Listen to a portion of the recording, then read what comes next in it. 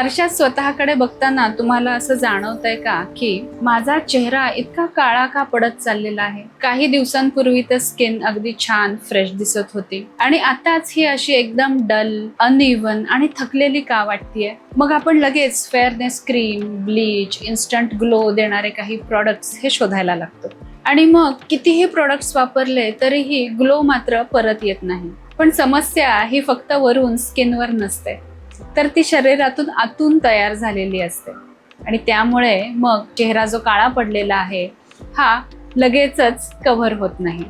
नमस्कार, मी डॉक्टर प्रेरणा बेरी, ऊर्जा वेलनेस या यूट्यूब चॅनलमध्ये तुमचं स्वागत आहे.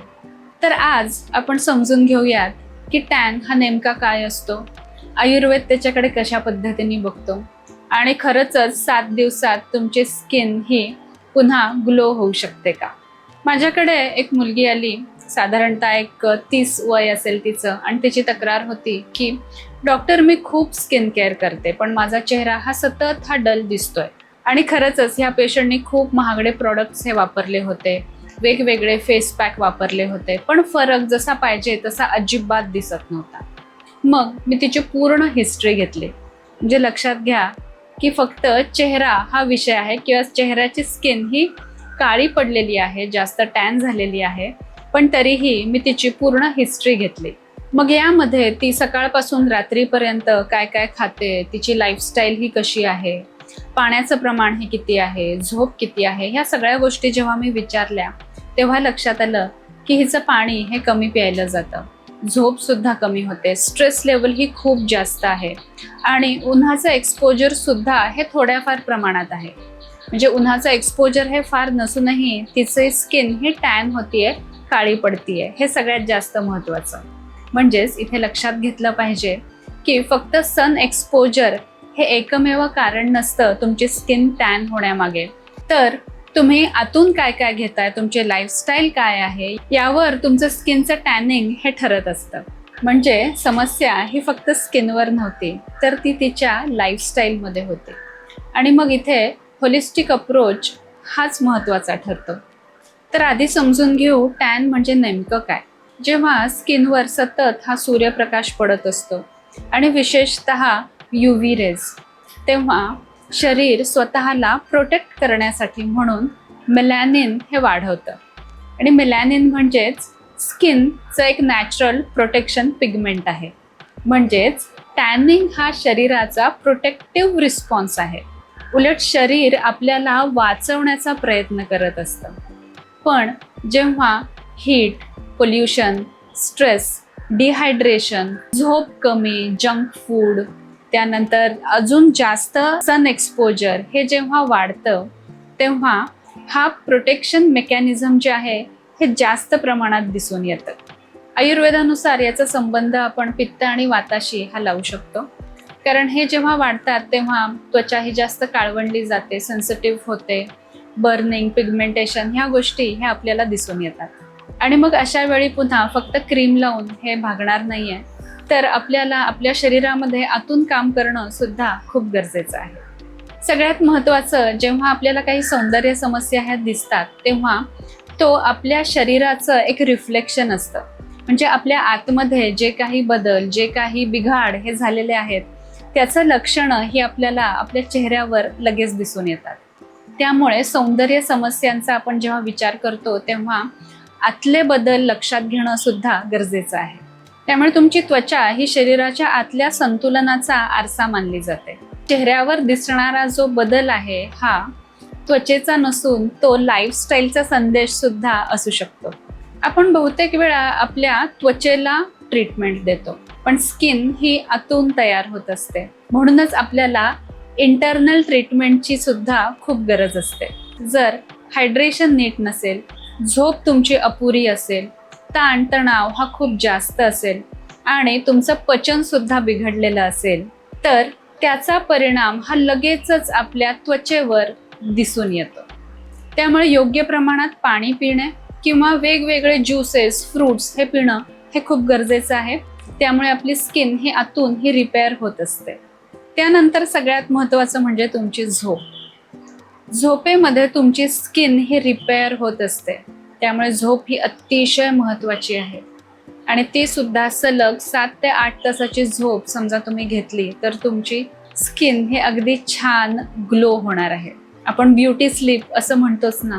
सगळ्यात महत्त्वाचं, रात्री जागरणाने तुमचे स्ट्रेस हॉर्मोन्स हे वाढणार आहेत. त्यामुळे तुमच्या त्वचेवर लगेचच सूज, डार्क सर्कल्स, पिगमेंटेशन आणि ड्रायनेस हा दिसणार आहे. त्यामुळे स्ट्रेस मॅनेजमेंट हे सुद्धा खूप गरजेचं आहे. आहारामध्ये सुद्धा तुम्ही जास्त तळलेले पॅकेट फूड, त्यानंतर मसालेदार पदार्थ आणि शुगर इंटेक म्हणजेच गोड पदार्थ हे कमी केले पाहिजे. हे जर का कमी केले तर अर्थात तुमच्या स्किनवर त्याचा अगदी चांगला परिणाम हा दिसून येणार आहे. आणि अर्थात तुमचं पचन सुद्धा व्यवस्थित हवं. पचन नीट असेल तर तुमची स्किन ही ग्लो होणारच आहे. कारण ब्लोटिंग, ॲसिडिटी किंवा कॉन्स्टिपेशन किंवा तुमची गट हेल्थ चांगली नसेल तर त्याचा लगेचच परिणाम हा आपल्या स्किनवर दिसतो. आणि जसं आधी म्हटलंय तसंच सूज, पिगमेंटेशन, डल स्किन ही तुमचं पचन नसल्याचं सुद्धा एक कारण आहे. म्हणजेच तुम्हाला तुमचा टॅन समजा कमी करायचा असेल तर तुम्हाला बाह्य उपचाराबरोबरच तुमचं हायड्रेशन म्हणजे पाण्याचं प्रमाण योग्य आहे का नाही, झोप तुमची पूर्ण होतीये का नाही, तुमचा आहार आणि तुमचं पचन हे नीट आहे ना, याकडे सुद्धा लक्ष देणं हे गरजेचं आहे. तरच तुमचा टॅन हा लवकर कमी होणार आहे. आणि तुम्ही जो काही बाह्य उपचार घेणार आहात त्याचा योग्य परिणाम होण्यासाठी सुद्धा ह्या 4 गोष्टी महत्त्वाच्या आहेत. तुम्ही घरच्या घरी सुद्धा काही उपाय हे करू शकता की ज्याने टॅन हा कमी होईल. मग यामध्ये अगदी साधं म्हणजे तुम्ही बेसनचं पीठ घ्या, दही घ्या आणि त्याच्यामध्ये थोडंसं हळद टाका. हे मिश्रण तुम्ही तुमच्या चेहऱ्याला किंवा जिथे जिथे टॅन आहे तिथे तुम्ही लावाल तेव्हा टॅन कमी व्हायला आणि तुमचा ग्लो यायला नक्कीच मदत होईल. कारण यांनी थोडंसं हलके हे स्क्रब होणार आहे आणि तुमची वरचा जो काही टॅन झालेला किंवा डेड स्किन जी आहे ती निघून जायला यांनी मदत होणार आहे. 10-15 मिनटं लावून ठेवा आणि धुवून टाका. त्यानंतर तुम्ही चंदन आणि गुलाब पाणी हे सुद्धा एक चांगलं कॉम्बिनेशन आहे. याने सुद्धा एक चांगला ग्लो येईल, त्वचा ही शांत होईल. म्हणजेच टॅन झाल्यामुळे जी काही सेन्सिटिव्हिटी आहे ती सेन्सिटिव्हिटी सुद्धा कमी होऊन जाईल. ॲलोव्हेरा जेल सुद्धा खूप इफेक्टिव्ह आहे. याने तुमची त्वचा ही शांत होणार आहे.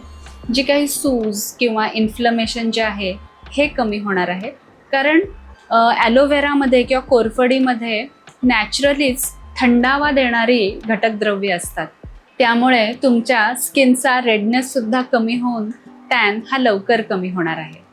मसूर डाळ सुद्धा खूप इफेक्टिव्ह आहे बरं का.